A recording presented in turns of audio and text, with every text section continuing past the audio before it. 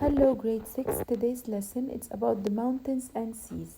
It's mainly about Greece land, the land of Greece. Let's take a quick look about the geography of Greece. Greece is located in southeastern Europe on the Balkan Peninsula. Greece's southern tip reaches into the Mediterranean Sea. Though the Balkan Peninsula curves south and east toward a part of Asia called Asia Minor. Today, Asia Minor is a part of the country which is Turkey. The southern part of Greece is called the Peloponnesus. Mountains cover nearly three-fourths of the mainland, and the largest island there is Crete, located southeast of the Peloponnesus in the Mediterranean. Life among mountains. The ancient Greeks settled in the narrow valleys among the mountains. As a result, the mountain separated settlements developed on its own. For many centuries, the mountains kept the people of Greece from uniting under one government because they were in the swamping places. They are not in a one place, they are swamped in many places, and because of that, they never united under one government. To travel by land from one community to another, people had to hike through the mountains on dirt paths. The rivers of Greece were no use for travel because they often dried up. The mountainous land also affected agriculture because only about 20% of the land is good for agriculture.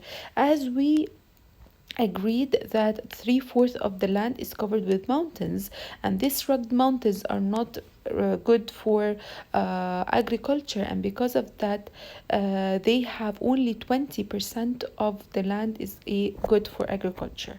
Greece's soil is for the most part is poor and rocky, and the climate is dry. There is a little flat and land available for farming or raising large animals such as horses.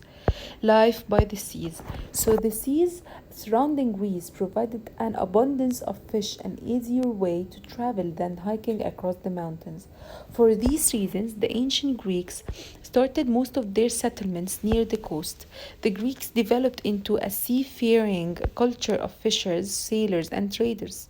Greece has many fine natural harbors, so the early fishers knew well the sea's fearful power. Sailing was dangerous, especially in winter, when the winds were strong. Despite the dangers of the sea, the Greeks depended on the food and transportation. So the sea were very dangerous as the waves were very high, but they denied this all and they just move on by doing the same thing that they are. The sea travel also connected the Greeks with other cultures around the Mediterranean. So here the life by seas, and let's see the exchange and trade. The success of early Greek farmers made exchange and trade possible. In time, farmers improved their tools. Not everyone was busy working in the field, but some people specialized in new jobs. The ancient Greeks began to trade with other groups of people in the Mediterranean. Trade resulted in an exchange of ideas, not only ideas of like sharing products, but also in sharing ideas and sharing things, concepts between the cultures. One important meaning of technological and cultural change. Thank you so much, grade 6, for listening.